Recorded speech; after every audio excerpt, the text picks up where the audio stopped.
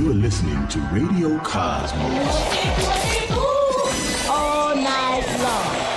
Bravo! My compliments, little lady. Commercial! Break for 30 seconds. You are now listening to BaaD Radio. Hello and welcome to BaaD Radio. BaaD stands for Business at a Distance. This is a show about local businesses and business networking. And we are here in the News Radio WFLA Orlando studios from 11 a.m. to noon every Sunday. And I am your host, Angela Smarito. And I would like a huge welcome for Amy Eshleman. I did that right? Yes, with Coherence Counseling. She is our guest today, and I'm very excited to have her in because this is her first time on the show. So it's always, it's fun to have like guests that have been on before because they kind of know the ropes. But when we have a brand new guest in, it's always like they got this little air of excitement because this is a new situation for you and for us. And so did you say that you have been on a podcast or on radio show or something like that in the past? To the best of my knowledge, no. You're going to have to pull that a little bit closer to you. To the best of my knowledge, no. Okay. Well, this is exciting. That's a first for you. Yes. So a little, I want to give you just a tiny little bit about information about everything that's going on today so that you understand that WFLA is a heritage station with iHeartMedia. And so right now we're on their live stream, so you can wave at that little camera right there. I'm going to wave at mine. And then in addition to that, this will air on Sunday at 11 a.m. on WFLA Orlando. And then you can have your friends and family, if they live anywhere in the world, listen to it on the iHeart app. So it's actually a really, really cool. So thanks for being our guest today. And first and foremost, tell us a little bit about your business. Sure. So Coherence Counseling, I have been in practice for 25 years.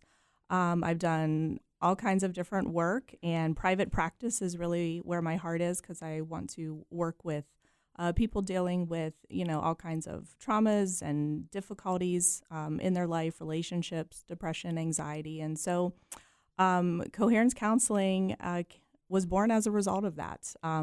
Moved here from Pennsylvania 10 years ago, and so took some time to kind of get established here in Florida and, get to become connected with some other people, and felt that this was now the right time to move forward with Coherence Counseling. Right. What actually brought you to the Orlando area? Sure. Well, two things. One, we lived in Pennsylvania for the majority of our life, so we were tired of the snow and the cold.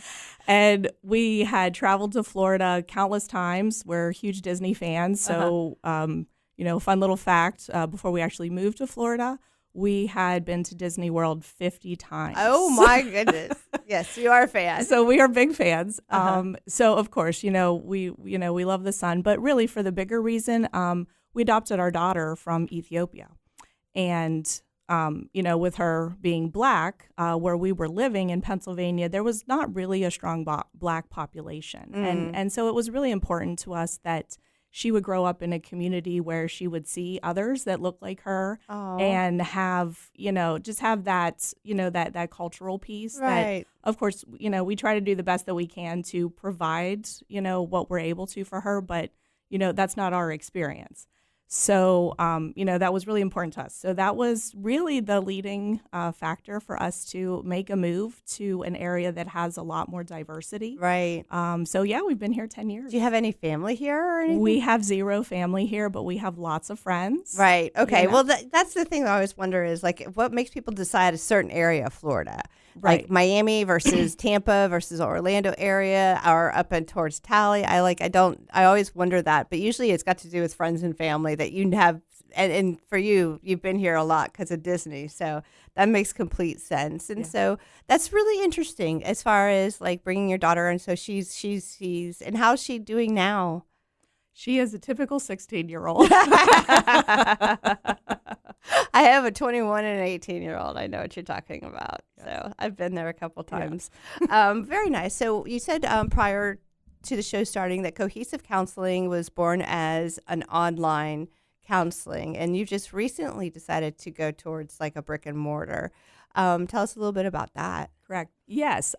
So I did have a private practice when we lived in Pennsylvania, and that was a brick and mortar. That was pre-COVID, so online therapy was not really a popular thing, and there were a lot of pretty difficult regulations around even trying to do something like that. So of course, everyone I met with, it was in person. So then moving here, and I did continue to see some people when we moved here from Pennsylvania. So of course, then I needed to find some online platform to be able to do that. And as I said, I worked in some other agencies and businesses doing therapy, but I continued to have just a little bit, I kind of say on the side of my private practice work. And so because I didn't have too large of a base, it didn't make sense to have a brick and mortar place. And then COVID hit, and of course, everyone transitioned to telehealth. And, while I certainly believe telehealth is here to stay, and I think it's a phenomenal opportunity for people that, have, different difficulties to maybe be able to come in person. I was actually finding an uptick in people asking for, hey, are you, do you have in person? I'd like to come see you. And so that sort of got the ball rolling again. I was like, maybe I need to look into that a little bit more. And so I did, and now have a spot over on North Alafaya Trail in Orlando. So very nice. Yeah. When did you move in? Not that long ago. Yeah. July. Okay. Yeah. So I have a 2-room office. Very excited. So we have lots of availability and space to meet the needs. We have room for couples and families work if that is something that someone is looking for. Yeah. Do you have multiple counselors, or is it just you alone, and you're the one who makes the schedule for you? No, actually, that's one of the changes as well. I'm going from a solo private practice into I've now opened a group private practice. Very nice. So I do have another therapist on staff, and I also have an admin, and working with an intern from Rollins helping me with some things, and also a psychologist who provides some training and supervision as needed. So yeah, looking to continue to grow and expand and bring in more and more therapists that have, different ranges of training and abilities and things that kind of fall under that trauma umbrella. Okay. Well, that's the next thing. And that's what when I wrote you an email yesterday, I was saying that, mental health is on the forefront of almost every news line, thing that you hear. And then everybody's, like the boomers and the Gen Xers, like, it's the damn phone. It's the phone. It's the phone. The phone's the problem. We got to take away the phones. And the phones are here to stay. So yes, they are. And yeah, it might be the phone, but we have to figure out a way to make it work. Absolutely. So what I really want to get into is like all the different, the modalities is not the right word, but, like couples versus anxiety versus depression versus eating disorders. You know what I mean? There's like a whole slew of specialties. So let's just start with like your main one. Okay. All right. So it's a little bit of a story. So if I can kind of share. Well, what we're going to do is we have about 45 seconds and we're going to go to break. So let's get started and then we'll go to break and we'll pick it back up. So. Okay. So started with my passion to help people deal with trauma, right? And there's a lot of different modalities out there.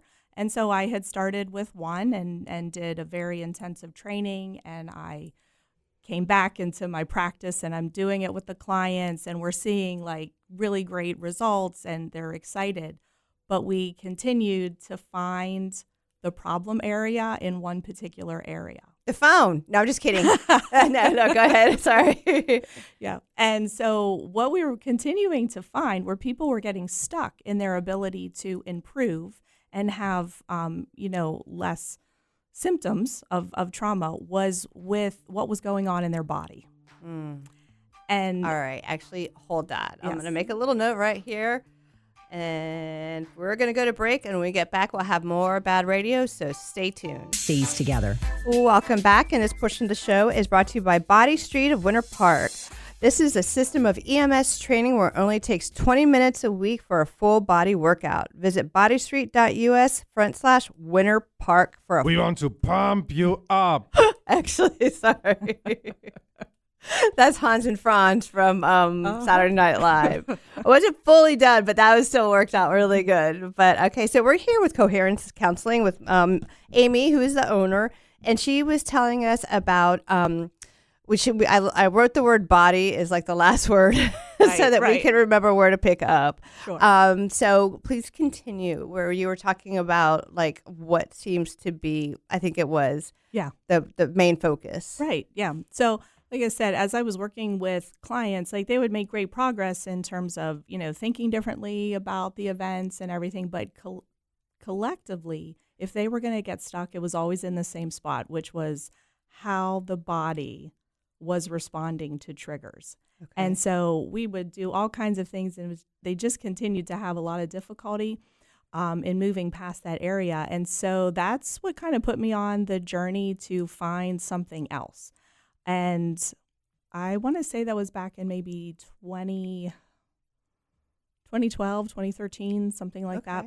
And so I started doing research on some other treatment modalities that would be more body-centered, and initially came across a different one, and I looked at, maybe going through that practice and becoming trained in it, and it just wasn't quite clicking and coming together. What was it called? It was called sensory motor psychotherapy. Okay. And so wonderful treatment modality, but just the ability for me to go do the training, it just wasn't quite coming together. Sure. And so I went to a big conference out in California, what year? I think 2013, the end of 2013. Of course, they have all their vendor, people out. And so I'm perusing through, and I see a table for Somatic Experiencing. Somatic Experiencing. Okay. And so I went up to them and got some information and looked through, and I'm like, this is exactly what I'm looking for. This helps. I'm so intrigued. You have to tell me what this is. Absolutely. So Somatic Experiencing is working with the body's nervous system. And excuse me, it is based on, kind of the science and what we know about animals and how animals deal with danger and threats. Okay. And that we don't see really a lot of traumatization in animals because they're able to do the fight or flight response. Sure. Right. And so through the research of Dr. Peter Levine, he is the person who has created the Somatic Experiencing. I've definitely heard that name before. Yeah. Phenomenal. So through his research and development of this, he has, put together this program to be able to learn how to help a client re-regulate their nervous system so that they no longer are stuck in, maybe a fight or flight response. A lot of times it's that freeze response or a submit response.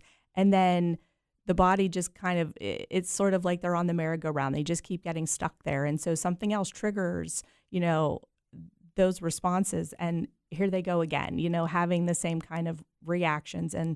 And so this system program allows them to be able to work through that so their nervous system can actually get to a settled place and be regulated. And then the connection between the mind and the body, of the mind thinking about what has happened differently, the body is able to do what it needs to do. And there's a lot of pieces to that to help the body get to do what it needs to do. Then they get to a sense of, okay, this is resolved for me. Okay, so let's put together like an example. So it's a trauma. Mm-hmm. So let's say it's an auto accident. Actually, that was exactly the example I was thinking of using. Because I know a lot of people that have been in trauma because they've been in an auto accident, and like getting them back into a car or in a car where they're not white knuckling it is a challenge. Exactly. Yes, I particularly had one client, and we were doing specific work on this. And so really the process is, I know a lot of times people have quite a bit of fear of, I don't want to have to go and relive the experience and talk about all the details and everything. And that's one of the things that I really appreciate about the somatic experiencing approach is that we don't do that. We do not talk about So you don't all have the to details. relive the trauma. Not one bit. I mean, and frankly, that sounds pretty dang good. I go out of my way to help people not, because sometimes they just think that like they get into the story and they're like, oh, and this and this. And I'm like, we don't need that. We can do the work with one little thing. And so what I mean by that is I was working with this lady on the trauma accident. her hands made a gesture. And I said, let's explore this. And through exploring the gesture that her hands did, she come to recognize that it was her hands and how they wanted to turn the wheel during the accident to, try to protect herself. And so that was a nervous system response, right? And so we just continued to work through that. And she was able to play out exactly what it was her body wanted to do at that time, but wasn't able to for, a lot of times there's a variety of reasons, why somebody can't actually do what their body is wanting to do in that moment.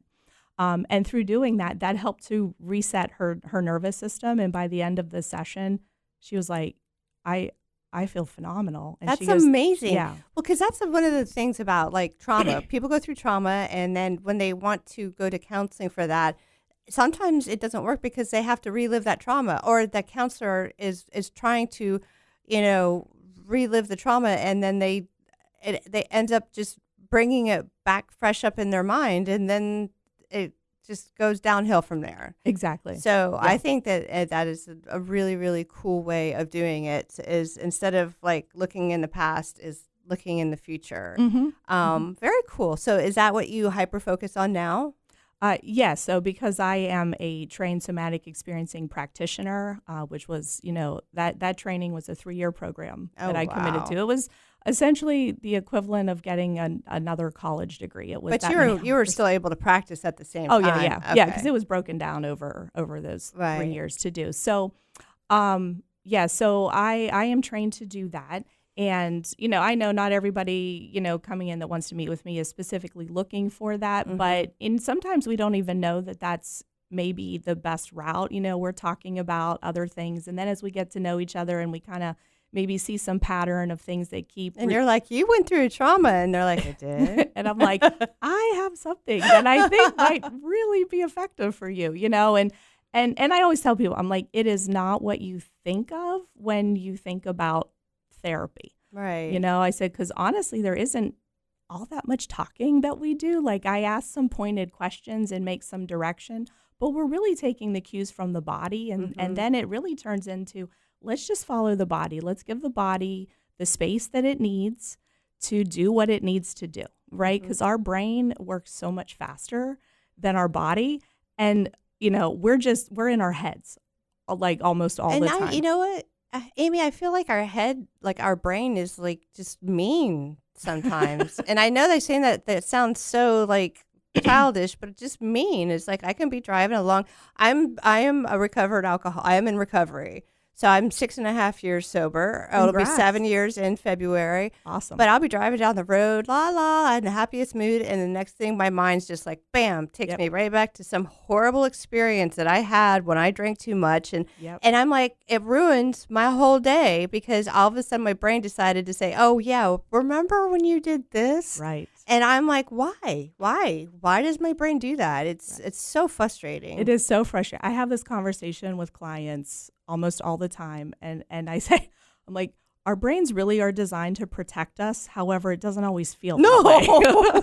Feels like a nightmare. Right. And so part of that, that protective mechanism is our brain is always looking for where the problem and where the danger and where the issue is. So when we have actually had those experiences, that reinforces the brain to go, okay, got to keep looking. I really got to be focused on this, right? And so that's where sometimes we can see, an increase in anxiety because the brain's like, I'm scanning, I'm looking all the time because there's a threat out there. There's something that we need to be ready for. That's so fascinating. But yeah, like I said, I tend to get frustrated because I'm like, why? I'm past that. I'm very far past that. I have a group of women that I help manage called Past the Buzz, and I don't want to remember it. So, all right, well, we're going to continue this conversation because I'm really, really enjoying this with you. So thank you very much. And we're going to go to break. When we get back, we'll have more BaaD Radio. So stay tuned. Together. Welcome back. And this portion of the show is brought to you by Ground Up Property Services. You know what your sprinkler system did last night? Probably not. So now's a good time to get your service system by Ground Up Property Services today. Call 407-468-4295. 156. All right, so we are here with Coherence Counseling, and we've been having conversation with the owner, Amy, and I'm going to say Eshleman. Yes. And it's been fascinating. So lots of times during the break, sometimes we try to cram everything into the time that we have, and then I'm like, or what I like to do is just go with the flow. Yeah. And that's usually why the content comes out so authentic, is because we just let that conversation go. So we were talking about the methodology that you've been using, and what is it called again? I'm going to write it down. So. Sure. It's called Somatic Experiencing.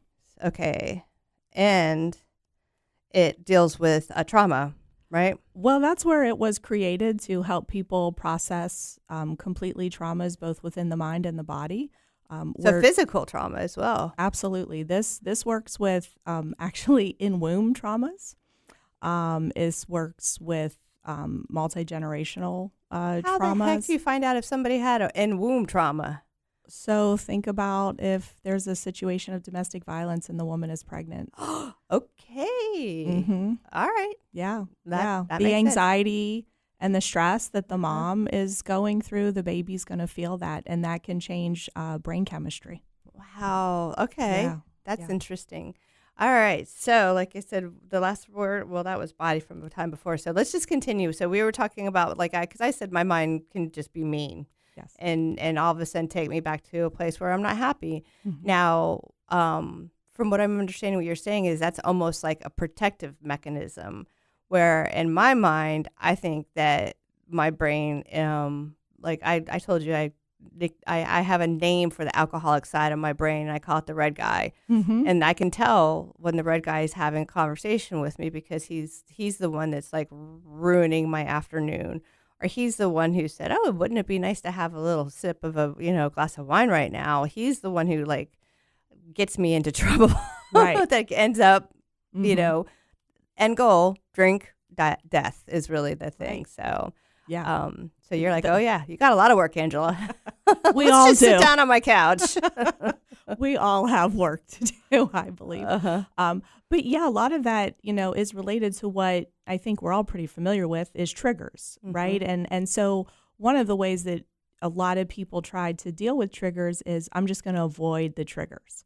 And as I talk with clients about that, I'm like, I'm not saying that's a bad approach. I just don't know that it's always going to be the most effective approach, because think of triggers as like an iceberg. And typically we're only seeing, the top 20% of Sure. the iceberg that's sticking out of the water, and the majority is underneath. Absolutely. And that's the same as with triggers. We have triggers in our subconscious mind, so we're not consciously aware of something that has been connected to a trauma event. Mm-hmm. We don't know.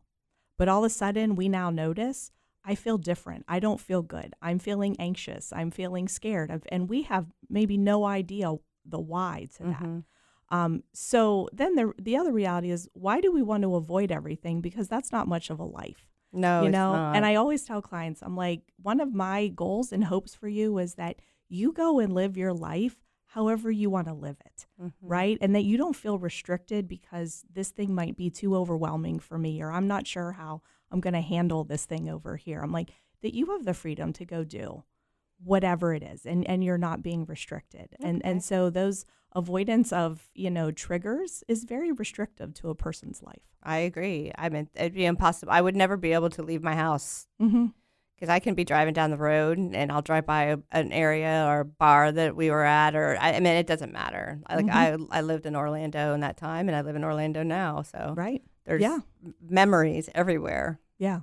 Yeah. And I've had, some people say like, well, maybe if I move over here, or if I, do this completely different thing. And it's like, and that might bring some, satisfaction for a period of time, but then it goes back to like what you said, the brain starts pulling up these other things, and you're like, oh, goodness, that didn't work for me. Now I'm feeling all these same things, and I'm feeling stuck again. So, Right. yeah. All right. So so that is a big, huge piece of your business then, right? Mm-hmm. And then what are some of the other things that you focus on? Yes, absolutely. So, when we look at, trauma, there are a whole plethora of symptoms that really fall under the trauma umbrella. You see anxiety, you see depression, There can even be, I'm also trained in working with disassociation. And so feeling really disconnected from yourself, from those around you. Sometimes, we might be familiar with some of the, Hollywood, glamorized like movies and shows and stuff that show, identity disorder and like multiple personality kind of things. I'm able to work with, a variety of those scenarios. Have you ever met anybody with a multiple personality disorder? Several, yes. I've worked with several. Wow. I didn't even know that was real. I thought it was just something made up. Yeah. But No, it is very real. that's so interesting. Yeah. How do you work with a patient like that? Is it something in their brain? Yeah. So again, coming back to the trauma, because I'm strong believer in educate about trauma and understanding what trauma does to our brain and to our body, so we can better understand when things start happening for us, like, oh, okay, yeah, this is what my brain's trying to do right now, instead of feeling like, I'm going nuts, I'm going crazy, what is wrong with me? And so, disassociation, I always like to share with people, disassociation is something that all of our brains are capable of doing. And that is just ignoring it? So think about, you're driving on the highway, and maybe, it's it's your path to work. And so you're doing that 5 days a week. Eventually, at some point in time, you don't have to be super focused on the driving, because your brain knows where to go. It knows what to do. It knows where the stoplights are, where the turns are at.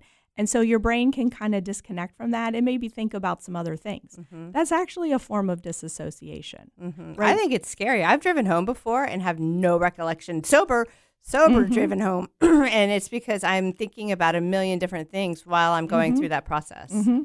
And that's a form of disassociation, right? But many times for most of us, when we do need to put our attention on something, like maybe there's a traffic jam, or, there's a lot of cars or something that, we can immediately switch our attention to it and then do what we need to do. So in those moments, disassociation is really not, a concern or problematic. But when you're looking at it connected with trauma, the idea of disassociation is the person couldn't get away from the threat, and they couldn't fight to defend themselves from the threat. So there's one other option, which is the freeze. Like, this is going to happen to me, and there's really nothing I can do about it. And so the brain then disconnects. Because if I can't physically get away from it, I can mentally, right? And that, again, that's another way that our brain is trying to protect us. It's a defense mechanism. It is absolutely a defense mechanism, right? And I have a feeling that's probably the one that most people use more than anything. Well, it's one of those things we don't consciously say, okay, I'm going to disassociate. The brain just does it, right? And so while we need it to happen in those really scary, overwhelming moments, then when sometimes the events are not properly processed and, handled so that you can continue on, then when triggers come up, the brain goes up, here's another threat, here's another danger. And so it disassociated before, and it believes I need to do it again. Mm-hmm. And so then it starts doing it. And sometimes it disassociates during times where it's really not necessary, because maybe there really isn't a threat, but the body felt that there was a threat. Understood. And so it goes off that same path again. Wow. Like you said, that's so much to deep. Yeah. You know what I mean? To truly understand. Yeah. What about your age, the age group? Are you noticing that younger and younger people are coming in to address mental health? Definitely. I mean, we're seeing much higher amount of kids and teens feeling anxious and depressed. And as you said earlier, phones. Yeah, it's a phone. It's a phone. The phone might be okay. It's the social media and the content and all of the influences and the pressure that I think, kids and teens and young adults, most of my clients are in that young adult range, and we have a lot of these conversations. It is stressful. Yeah. It is really stressful. And the anxiety is high. I have two of them, and both of them have that I admit they both have had a lot of issues dealing with stress. So, all right, we're going to run to break, and we get back. We're going to have more BaaD Radio, so stay tuned. These together. Welcome back, and this portion of the show is brought to you by Frogger's Grill and Bar. Looking for a place to go with friends or meet new ones? Then you're looking for Frogger's Grill and Bar, and with 4 great locations, there is bound to be one near you. Oviedo, Apopka, Mount Dora, and Altamont Springs. Frogger's, hopping with food and fun. Oh, yeah. That's right. And we're here with Amy Eshleman with Coherence Counseling, and we've been having a great talk because I think, again, like I said, mental health is something that you hear at least 30 times a day. I mean, you're scrolling on social media, you're listening to the news, or I mean, even it doesn't even matter where you're at. You can be at the grocery store, and you're going to hear somebody mention it. So it's something that is so prevalent in our society today. Where back in the day, you know, when mental illness or mental health was kind of hush hush, like you don't. If somebody had a little bit of a disorder, it was like everybody brushed it under the table and nobody wanted to talk about it because it was something that brought shame to the family. Or if they had a child that had a little bit of a learning disability, or what did we call it, SLD back in the day, slow learning disability class. And that's honestly where they put the kids that they didn't know what to do with, because these kids were probably brilliant. They just had ADHD. And the only people that could handle them were the teachers that had the physical strength to handle, the kids actually did have mental disorders. And so we've learned a lot about mental health, and with help of people like you, Amy, that actually want to help people. But I'm incredibly intrigued about this trauma modality that you have. And then we started to talk about some of the other things that you do at Coherence Counseling. And so let's talk a little bit more about that. So you said the majority of your clients are young adults. Yeah. So what are some of the other, I don't know, like I said, other things that you focus on as a practice? Yeah. So demographically, we're able to see kids 13 and up. Okay. I don't currently have a therapist that works with, the younger children, but in time, I'll be looking to bring somebody on that has that expertise. 12 and up through, I have senior adults that I work with. Love them, that idea, can't teach an old dog new tricks, has not been my experience. Oh, that's really cool. So have a wonderful time working with them. In terms of other treatment modalities, I know one that is pretty popular is EMDR, which is the eye movement desensitization and reprocessing treatment approach. And again, that's also a very useful one with trauma as well. So I do have some training in that, as well as my other therapist is trained in that. So we are able to provide that treatment modality if somebody is specifically looking for that. And one Do that people come seek that out? Oh yeah. Mm-hmm. Okay. Yeah. And then, kind of say your more standard, what people are most familiar when they think about therapy would be your cognitive behavioral therapy, which is, looking at what are our thoughts, right? Because our thoughts impact our emotions and our emotions impact our actions. Okay. And so looking at how those things are connected. So we can take any kind of event, relationship, situation, anything. And, we look for, the dysfunctional thoughts, and then we help to reframe that. And, you see how that impacts, emotions, how we respond to a person because we're thinking a particular way that we think is accurate and true. And then the actions that, that show up. So those are the primary treatment modalities that we're able to offer. And in terms of, primarily we have right now individual, therapy clients that are coming in. But certainly, we can utilize couples as well as family work. Okay. Maybe not so much in the somatic experiencing approach because that's pretty individualized. Sounds like it, yeah. But we can take pieces of it, and we're able to, to incorporate it within either one of those other two dynamics. Well, let's talk about anxiety and depression, because those are the ones that get brought up all the time. So when I grew up, I had anxiety. I remember worrying about if my stomach was going to growl in fifth period because I was hungry. You know what I mean? That's the kind of anxiety I remember, but you just dealt with it. Right. And I didn't have anybody holding my hand or like, helping me get through it. You just dealt with it. And I'm not saying that the generations below us are softer or anything like that, but I don't even know what the true definition of depression is, to be honest with you.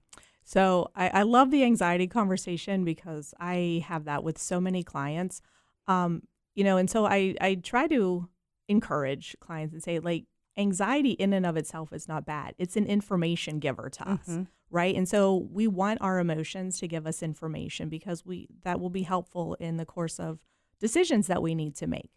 So we don't want to, so our approach is never to try to figure out a way to never feel anxious because that's not really an option for us. It's not reality. You're going to get anxious. It's not reality. So the example, or I guess maybe metaphor, that I like to use with clients is, when somebody knocks on your door, you don't have any control over that, right? You don't know who's going to come to your door.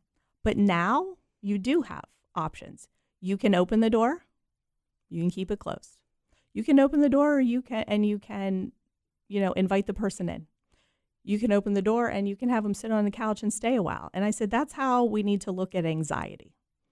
We don't know when something necessarily is going to pop up that's going to cause us to feel some anxiety. Sure. But now we have options and we can decide, how much time, how much space do I want to give to this? And then through the tools and the work that we do, we help to, empower people to feel more that they do have those options available to themselves. So that's really, really interesting. So you're saying when anxiety comes, you can decide whether or not you want to address it or you want to just be like, okay, well, just how much attention we want to give to it, right? Yeah. And then what about mental anxiety versus physical anxiety? Is that something that you work with? Because like I know for me at nighttime, I get physical anxiety. My brain's good, but my body is telling me that there's something that I need to be anxious about. But coming from the anxiety that I used to feel during my drinking days till now, I'm like, this ain't nothing. This is like a walk in the park compared to the anxiety I used to feel. But I mean, is physical anxiety a real thing, or is it just something that I kind of made up? No, absolutely not. I mean, when we think about panic disorders, that is a physical manifestation of anxiety, right? If you have trouble breathing, you feel dizzy, you feel lightheaded, you're tingling, those are physical manifestations of anxiety in the body.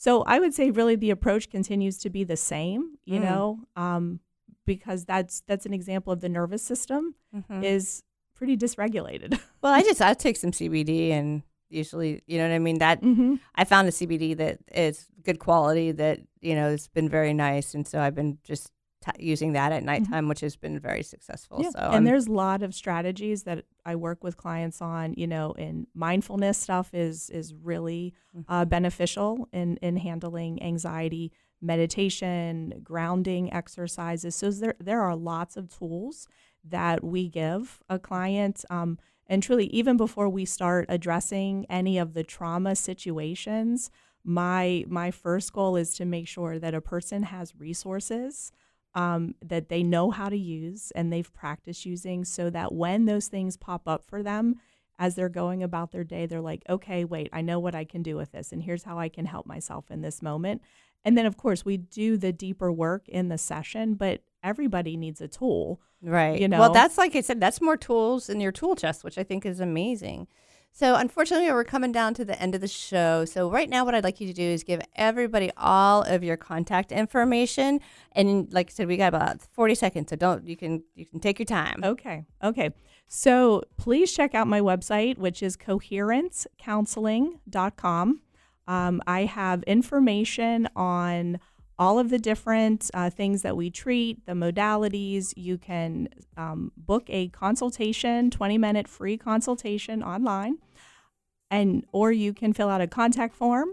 And my phone number is 407-603-1290. And my admin, Katie, will be happy to assist you. Well, thank you so much. And everybody, thank you for tuning in. Have a great week. And remember to support local.